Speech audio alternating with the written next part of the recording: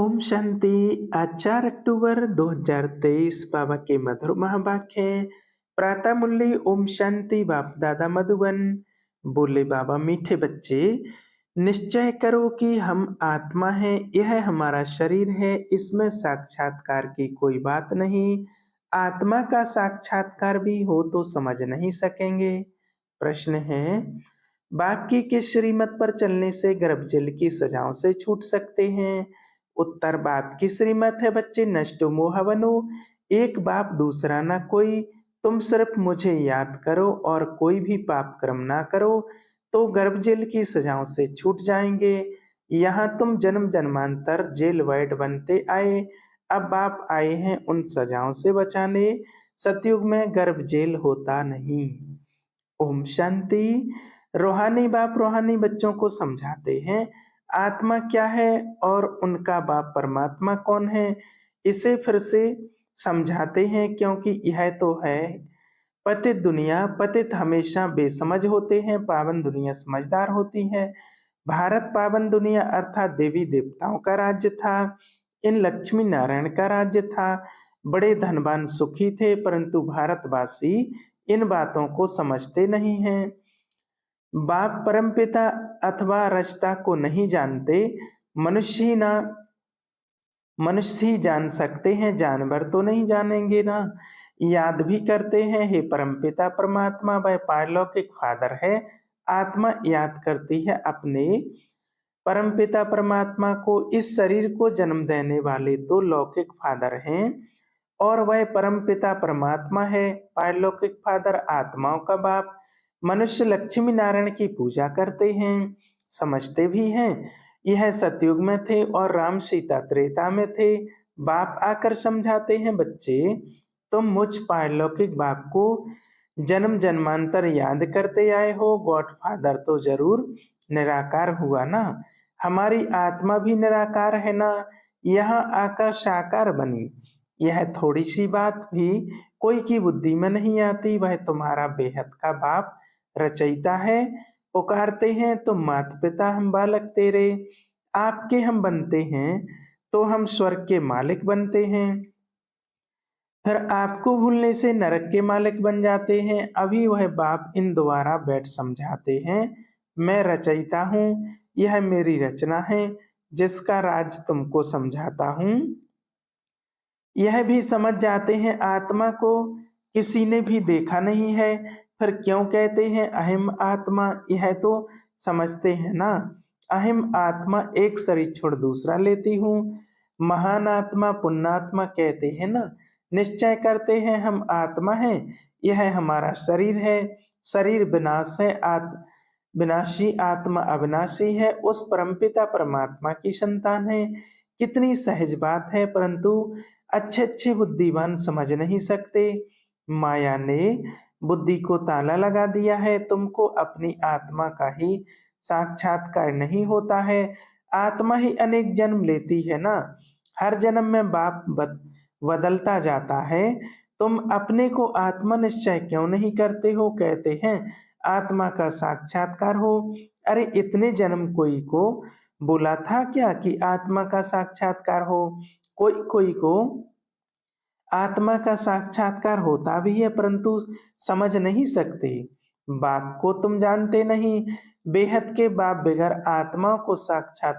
आत्माओं को परमात्मा का साक्षात्कार भी कोई करा नहीं सकता। कहते हैं हे भगवान, तो बाप हुआ ना, तुमको दो बाप हैं, एक तो है विनाशी शरीर को जन्म देने वाला विनाशी बाप, दूसरा है अविनाशी आत्माओं का अविनाशी बाप।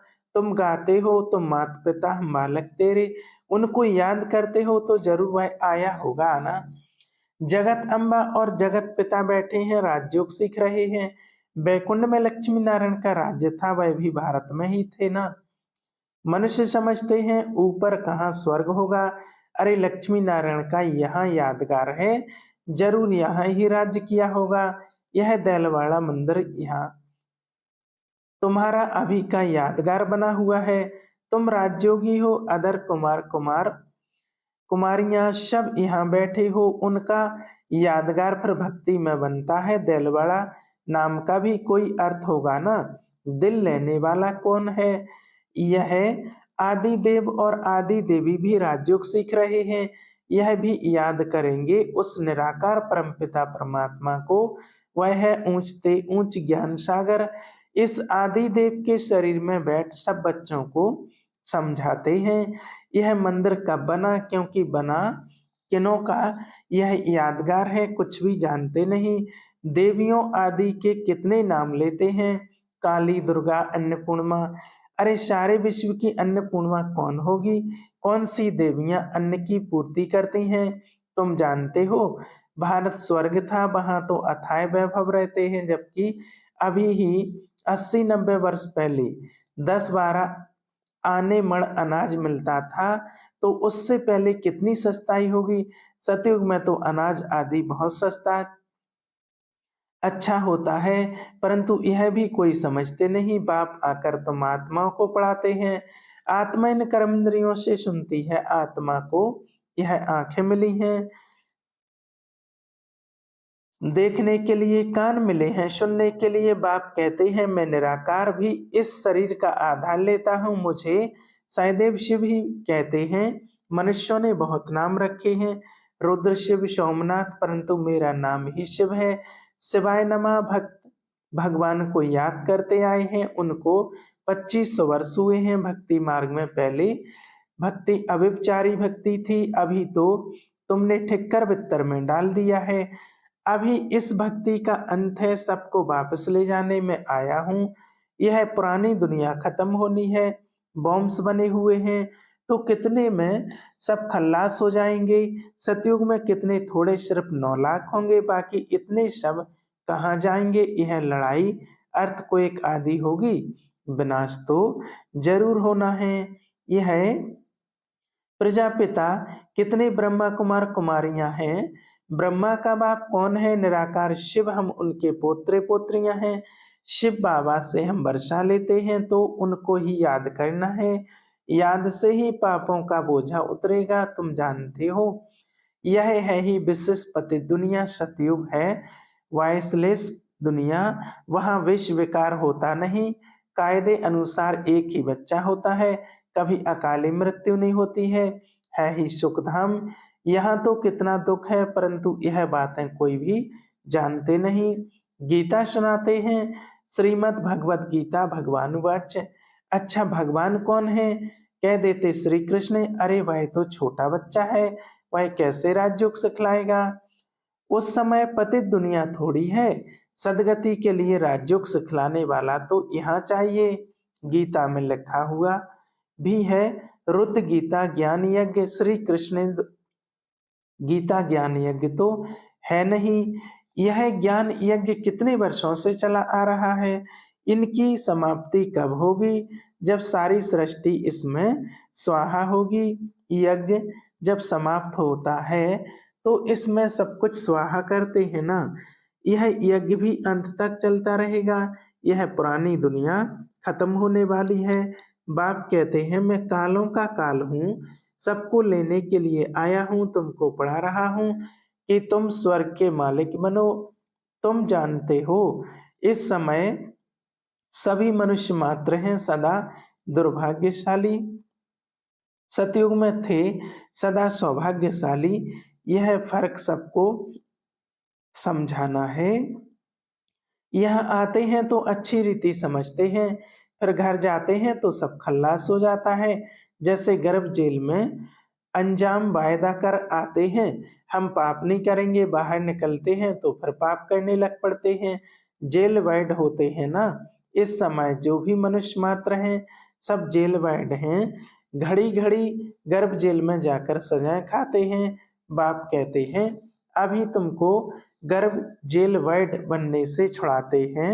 सतयुग में गर्भ को जेल नहीं कहेंगे।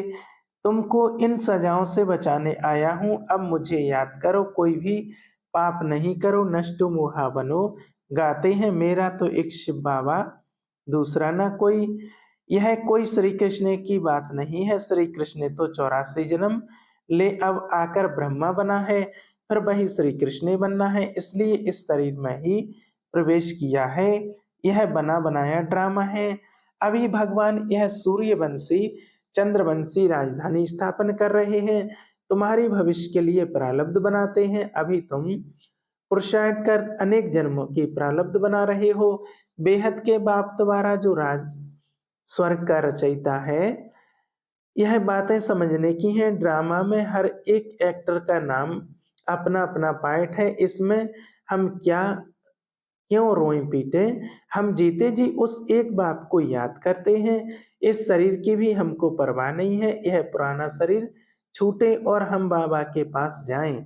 इस समय तुम भारत की कितनी सेवा करते हो, तुम्हारे ही नाम गाए जाते हैं। अन्नपूर्णा, दुर्गा, काली आदि आदि। बाकी काली कोई ऐसी भयानक शकल वाली व गणेश सूंड वाले थोड़ी होता है। मनुष्य तो मनुष्य ही होते हैं।